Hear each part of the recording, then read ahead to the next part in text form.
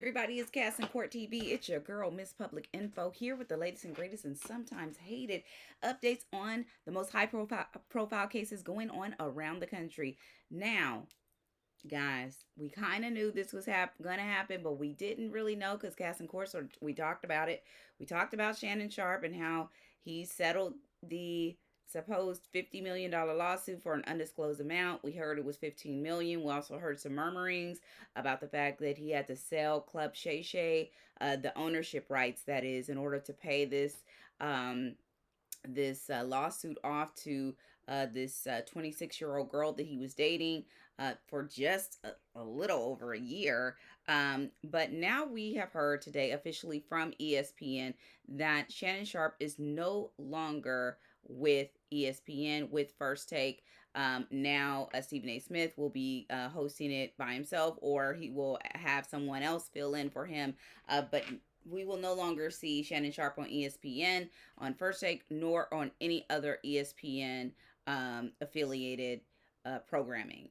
Shannon Sharpe had said that he was hoping to come back and return to ESPN the beginning of training camp season, which would be now. We first heard back in April 24th to be exact, that Shannon actually stepped down from ESPN. Now, with ESPN saying, hey, we're done, we're severing our relationship, I'm wondering if ESPN pretty much asked him to step down or told him it was mandatory to step down while this lawsuit ran its course. Now, he, of course, you all recall the backstory on all of this. He was dating a 26-year-old woman who was also an OnlyFans model, who basically said that Shannon had RAPED'd her during the course of the relationship, forcing her into sexual situations and other activities that she did not want to participate in, threatening her. She provided, at the time of the announcement of the lawsuit with her attorney, the infamous Tony Busby, they provided text messages, they provided voicemails that sort of shown what they thought to be proof that Shannon was guilty of the accusations, the allegations that were flying through the air there, or were alleged in the lawsuit. Since that time, they eventually came to a resolution privately. Before she even filed the lawsuit, Shannon had offered her $10 million. She turned that down and then went and got Tony Busby to file the official lawsuit. Once they came up with the resolution, of course, we heard all of these murmurings about what the final suit was. We heard the murmurings that it was something of the tune of $15 million, a little over what she was originally offered by Shannon and his team. But what we did hear from Miss OnlyFans was that she was retiring from OnlyFans. Of course, I mean, she has 15 million reasons to do so, I would say. So she says to her fans, and I'm paraphrasing, that she appreciates all of their support, but she is now retiring at just 26 years old, you guys. Retiring from OnlyFans, and she's going to go and live out her days and has other endeavors, and that she appreciates everyone's ongoing support in this fiasco, is what I would call it, situation that she's in. Now, make no mistake, guys, this is kind of one of those situations. I told you, sometimes I choose teams. No pun intended. But I am a Shannon Sharpe fan. I am a diehard Denver Bronco fan. I think I told you guys yesterday when we were talking about the CTE thing that my family's from Colorado. I lived in Colorado. I went to college in Colorado. I worked in Colorado. I have associates still living there, all of that. So I had a life in Colorado. And with my family being from there, we are big time Denver Bronco fans. Go Broncos. So therefore, I am a Shannon Sharpe fan and always have been. Now, I am disappointed with his conduct. I think it is important that someone at his age, especially at his big age, 55, 56 years old, that he's experiencing these sorts of turmoils, because he should be at the age where he is sort of settled, handling his business. He's a Hall of Famer. He is a multiple time Pro Bowler, a 3-time Super Bowl champion. Like, who has time for all of this? Now you're just kicking back and sort of enjoying the fruits of your labor. But at this point, because he has decided to make certain decisions, which a lot of ball players do, now he's sort of dealing with the ending of his broadcasting career, at least with ESPN, and likely because of the controversy with ESPN and some other controversies that Shannon has had in the past, with quietly resolved lawsuits or situations that have gone on when he was at CBS Sports. He likely will not have a public broadcasting career, but will probably have a career as we know it there with Club Shay Shay, and then the other podcasts that he has with Ocho Cinco, both which are very, very successful. He's now in his sort of new media bag, and he's doing very well at it. But what I would say is I am very disappointed in Shannon. Obviously, he is someone who is revered as a legend in the game, but in life, I'm gonna need him to get it together. I think Monique was very, very direct and truthful with him on Club Shay Shay when she made an appearance on there and told him the kind of woman he needs to get. She certainly isn't a 26-year-old Shannon. I would say anybody young enough to be your daughter or granddaughter, probably pass on them. You might want, if you want a younger woman, you might want to stay in the 40s. You know what I'm saying? Early 50s, 40s. There's some good looking women in their 40s, early 50s. I'm not trying to put myself out there as a candidate because I'm not a candidate for Shannon, but I'm in my 40s. So there's some good looking women out there in their 40s. Some good looking women out there in their 50s. You do not need to reach back into the 20s. Okay? Just saying that. Just putting that out there. And for any other people who might be watching, the subscribers, if you are in your 50s, 60s, you guys, it's okay to date grown-ups. It's totally fine. But I digress. Now, he's finding himself in this situation. And the reason why I'm mentioning this is because when you are a person, a man especially of means, and you have a lot to lose, which Shannon did and does still, you can't make these kinds of decisions. And you can't sort of, make the mistake of dating someone who is an OnlyFans model at that. There are certain things and consequences that come along with dating someone like that. Now, all of his sexual business is out in the streets. She was very, very graphic and detailed in the lawsuit that she filed against him. She talks about the kind of sex he was requesting, how it was rough, how he wanted to do certain activities that she didn't want to do, how he would sort of, deal with her in a very not so tender way, if you will. And at the time of the filing, even Shannon said that the filing was embarrassing to him. Now, if you were somewhere sat down, married, even if you don't want to get married, in a committed situation, with someone and having an adult relationship with that person, you wouldn't be going through these things. Shannon is one of my favorites, so this is not coming from a place of hateration, if you will. This is coming from a place of admiration and respect. Mr. Sharpe, get it together. We do not want to see you as the recipient of any more lawsuits, especially of this caliber. So we're going to move on from that. We wish everyone well. And it cost him a lot. I want to say this quickly, that it did cost Shannon quite a bit, because at the time that this lawsuit was filed, he was actually working on a potential $100 million podcast deal for Club Shay Shay, and I think the other podcast that he has with Ocho Cinco.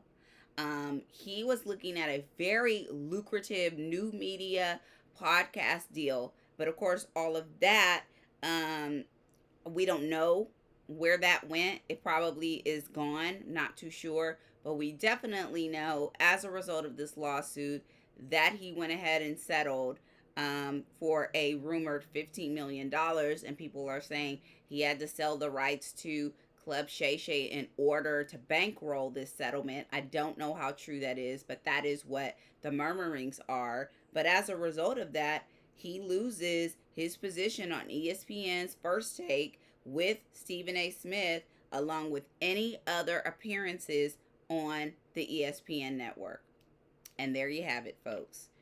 Oh, goodness, goodness, goodness, goodness. So now we move on to this bizarre Delta Airlines story. So you guys may have heard about this kerfuffle that was going on on a Delta in San Francisco, where a Delta airline pilot was taken from the cockpit by the feds after landing there at San Francisco International Airport last Saturday. He's the co-pilot. And nobody knew what was going on at the time. It was sort of like I remember receiving something on X, like a headline alert that says a Delta airline pilot is being apprehended at San Francisco International Airport. He's being arrested in the cockpit. His co-pilot is sitting there looking stunned and confused. The passengers don't know what's going on, but Homeland Security is there, and the feds are flooding this gate, and they are taking him away. There was said to be probably around 11 to 12 agents that were there at the gate to apprehend this guy. And this was flight 2809 arriving from Minneapolis. And of course, the Contra Costa Sheriff's Office knew that this was going to happen, because anytime there's a Fed apprehension, that goes for any city as well. If there's going to be any sort of Fed activity that they have to go and get someone from a certain area, the local police department, they are alerted to that fact so that they know that is going to happen and that's going to go on. So the sheriff's office there in Contra Costa, they knew what was happening, what was going on, so they didn't interfere. But they did say what went on, and this is what happened. This guy was being investigated for child pornography, for sex crimes against a child. This is a 34-year-old Delta pilot. He was being investigated by the feds since April of this year. So they have spent from the last 6 to 7 months, sort of, well, not that long, probably five or so months, 6 months, we'll just say 6 and round it, sort of investigating this guy and really seeing what he is up to. They said that he was being booked and arrested on felony charges for sex acts with a child under the age of 10, and that he is currently being held at the Martinez detention facility on a $5 million bond. They say that the 34-year-old pilot was arrested and just taken away. The sheriff's office is the office actually that was investigating this. They've been investigating him since April 2025 after receiving a report of sex crimes against a child. And in this particular case, it was the sheriff's office that was investigating this. It wasn't the feds, but the feds actually went and picked him up because they had to pick him up at an international airport. So of course, this becomes sort of Fed business when they have to apprehend someone in the air, or coming off of an airline, because of the fact that this includes interstate travel. So now this is a Fed case as well. So the feds picked him up. A spokesperson for the Homeland Security investigations told our source at ABC News that this is not a federal investigation, but they did so to assist the arrest because it happened at the San Francisco International Airport, like I just said. Because it was at the airport, the feds assisted in the apprehension of this guy because of the fact it included interstate travel. And anytime, just like with the Sean Combs thing, anytime it includes anything with interstate travel, it becomes the Fed's business. But the prosecution of the case, or the investigation, I should say, of the case, will be the sheriff's office. The prosecution of the case will be the district attorney's office there in San Francisco. They will handle it. Now, the passengers that were aboard the flight, they had no idea what was going on, but they did post videos online showing agents walking through the aisles of the plane, the aisles of the plane, and sort of just, you know, trying to figure out what was going on, trying to apprehend this guy. The sheriff's office says that it was a group of Contra Costa County detectives with the assistance of Homeland Security Investigation. So it was two agencies together, the feds and state level, that apprehended this guy. A passenger, who didn't want to disclose her identity or her last name, said that the feds rushed on board just after the plane landed there in San Francisco. And the passengers had just sort of began to sort of reach for their bags, you know how folks do, and they stormed that plane. They didn't give them any time to before they were on that plane. And they counted at least 10 to 11 agents that were there. She said, in quote, they barged through and stormed the cockpit. They removed the co-pilot. They cuffed him, presumably arrested him, and brought him back down the aisle to the plane. I don't know if this person was disappearing before our eyes, if there had been a crime committed, or what exactly was happening. And she added that fellow passengers, flight attendants, and even the remaining pilot appeared to be confused by the situation. She said, despite arriving safely, that the incident stayed with her long after she left the airport. It was scary. It was very traumatic to watch, she says.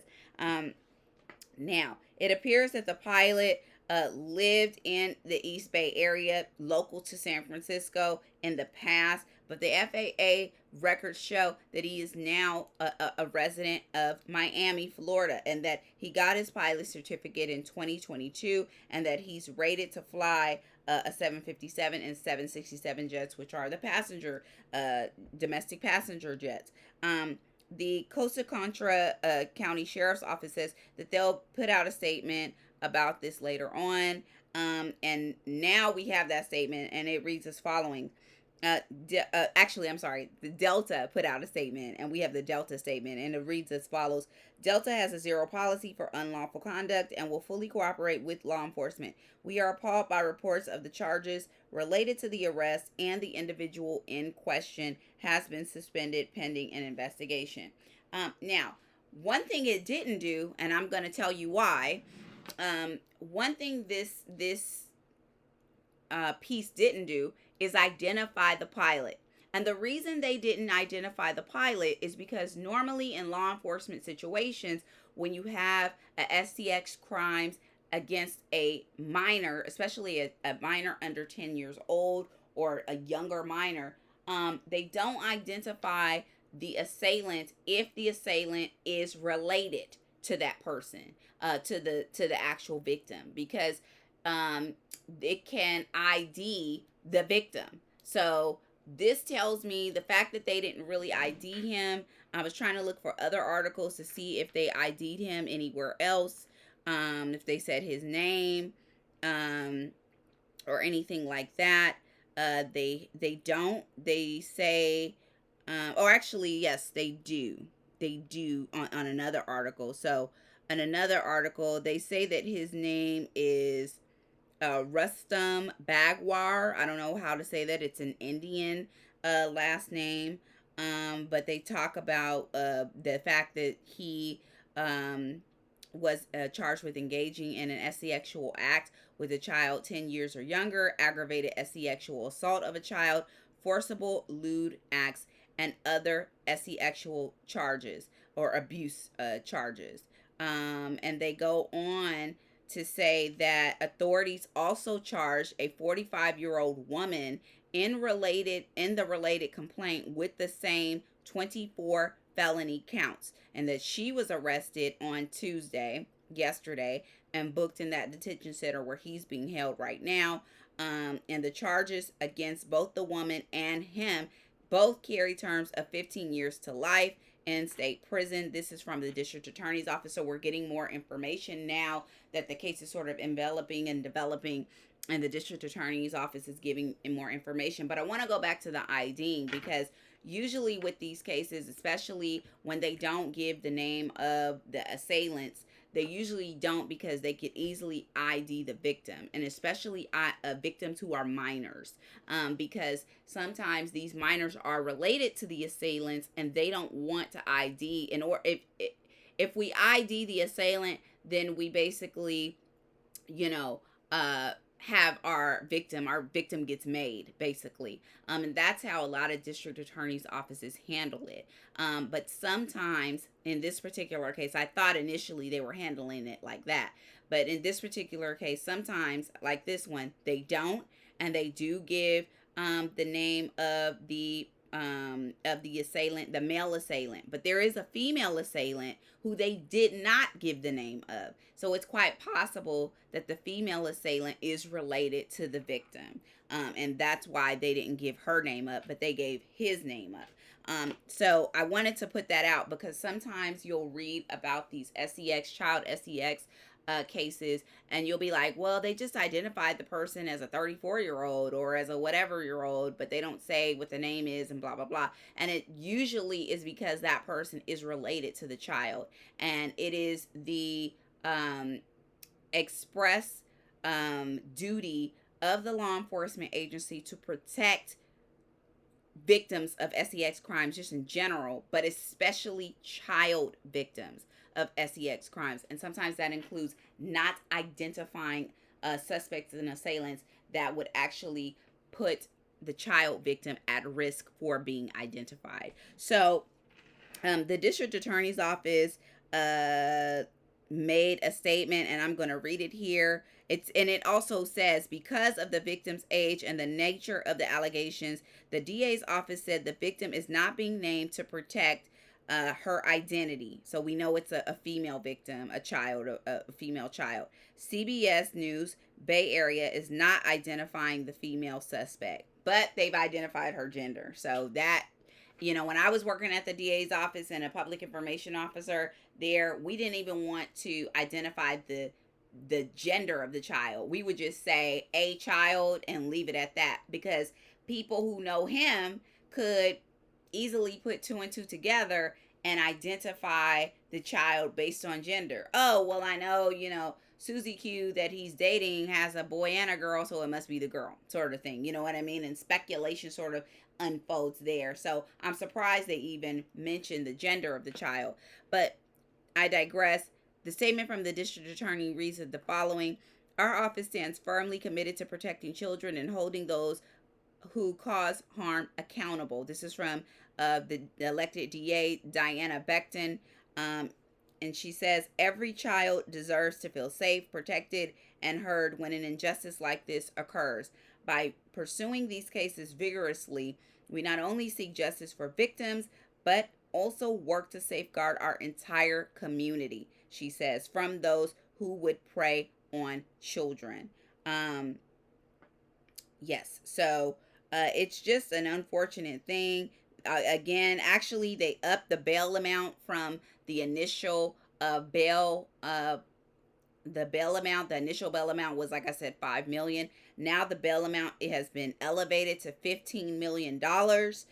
There at the Martinez detention facility, and his arraignment is scheduled for today at 1:35 p.m. So it's probably going on right now. And they don't have the bail amount for the woman suspect. So we'll stay tuned on that. We'll keep you posted on what's going on there. But that was the whole kerfuffle about the airline pilot being apprehended there at the gate at San Francisco International Airport. Now, we're moving on to another Delta story. This is not a good week for Delta. They need to get it together. Now, this story actually, and this is The Guardian, that is our news source here. This story actually took place, or this situation rather, actually took place back in 2023. This is actually a lawsuit that Delta is dealing with right now. And it stems from a trip that a South Carolina family took to London, where they had forgotten a iPad device on a trip that they took. They took their kids on this trip. They somewhere on a layover. They're in New York. They forgot the iPad. Kids forget things all the time, right? So this happens. This is not anything unusual. But what ended up happening and how this sort of came to their attention, besides the fact they were missing an iPad, was they left the iPad behind on the plane by one of the kids. But the storage from the iPad went to the iCloud, went to the mom's iCloud. And that's when the minor's parents discovered files and explicit videos and photos, they said, that were being uploaded to this iPad iCloud. And so the parents actually, they're suing uh, Delta Airlines and federal court civilly for damages. Now, the child's parents are Tori and Brooke Brewer out of South Carolina. They sued Delta and U.S. District Court in Charleston on July 16th of this year. They said that their family is owed damages for negligence, intentional infliction of emotional distress and harassment, among other causes. Now, what happened? You want to know what happened. Now, according to the lawsuit that took place, that they filed on July 19, 2023, the couple and their children traveled on a Delta flight from Charleston to New York City, JFK Airport. And then they took a connecting flight to their final destination there in London, Heathrow Airport, where they realized that one of the children's had forgotten the Apple iPad stored in a case featuring Peppa Pig, because the mom began receiving random text messages about the tablet. She said that she used the Find My iPad track. We all have that. If you have an iPhone, they have the little thing that says Find My Phone or whatnot. So she used that. And that is when she determined that the iPad was actually there in New York City. And that the person with the iPad had logged out of her account, but was taking photos that were still being uploaded to her Apple iCloud account. And so she says at first the photos seemed relatively unremarkable. There were selfies of a man in a Delta uniform with his name tag plainly stated, with his name tag saying she knew his name. It was visible, and that the Brewers filed a lost and found report with Delta by July 20th, 2023. Okay, so they recounted this in their lawsuit. But a little more than a month later, PORNO graphic photos. Sorry, I can't say that word, guys, here on YouTube. This is a family channel, guys. Videos of the same man, so explicit, sexually explicit videos of this same guy from the prior images began to show up in the Brewer's iCloud account, and that they depicted him pleasuring himself in his Delta uniform wearing that same name badge, they say in the lawsuit. Then they say a second lewd video of the man in his Delta uniform, again wearing his name badge, appeared on Miss Brewer's iCloud account within days of the other incident. She says that they also learned that the man had managed to access her iTunes account and created his own personal profile. Can you even imagine that? That's ludicrous. It's my favorite word, maniacal. This is crazy. And furthermore, they go on to say that the man, who is not named in the lawsuit, used the iPad to back into the Brewer's Amazon account and created a profile for himself entitled, in quote, gay, Yes, Gay, gay. And that one of the couple's children actually detected and alerted them about the Amazon account. The Brewers said that they filed a second report with Delta after this, and that the airline did not acknowledge the first reports. So the first two reports they did not acknowledge. And they responded with a generalized no reply email saying that they were searching for the iPad and that they were doing their normal due as it relates to the lost and found. The Brewers say we would have hoped, if not publicly, at least personally, they would have acknowledged their role and responsibility for what happened to this family. This is the Brewers' their attorney saying this. Um, and she goes on to say that, you know, they ultimately filed a lawsuit because Delta failed to communicate with them properly. She says, we hope that Delta will step up and take responsibility and speak to the family and acknowledge their wrongdoing. And the family did make a statement, and I want to read that. They said, and quote, what should have been a fun family getaway was riddled with confusion and anxiety over unauthorized access to their personal devices, a breach of privacy, and the transmission of highly inappropriate, explicit video recordings sent through their child's personal devices, something, or our child's personal devices, something that should have never, that they were never expecting, essentially. Um, and this was a statement that was sent from them. And so basically, where this all lands, guys, now, landing, no pun intended, guys, uh, is this is in Delta's hands. They are being sued. We are gonna, basically allowing these, litigation process to sort of take its toll and see where this thing goes. But I think this said we have two separate cases, a pilot being apprehended on a Delta flight for child sex crimes, and then we have, on the other hand, a Delta employee uploading sexually explicit videos on a child's iPad, a Peppa Pig iPad, okay, to say the least, that was accidentally left on a plane. And what is going on at Delta? I mean, we hear all of these things about Spirit Airlines. We hear it about JetBlue, and they call it, what do they call Spirit Soul Plane? Got people fighting and all of that. But here at Delta, we're dealing with a situation where children are not safe. Um, we have people flying the plane who are actually predators, child predators, and then we have people who are supposed to be servicing the airline who could potentially be child predators as well. We just have no idea. But this is just a shame that this is going on. Delta used to be one of my favorite airlines. Certainly, when I would fly internationally, I'm notorious for taking trips to Italy. I love Italy. I've been dozens of times.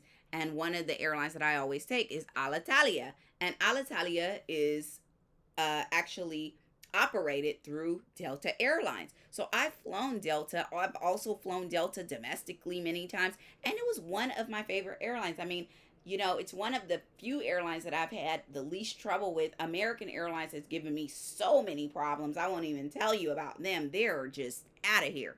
But Delta was kind of like my safety airline. Even though the flights are a little bit more expensive, you sort of, make up for that as it relates to the comfort and the service that you receive and everything. But after hearing these two incidents separately within 2 years, this one with the iPad happened in 2023. They're just now getting the litigation process going now, and this one with the Predator pilot, this thing is happening now as we speak. It speaks to maybe company culture in some way. Delta did not even bother to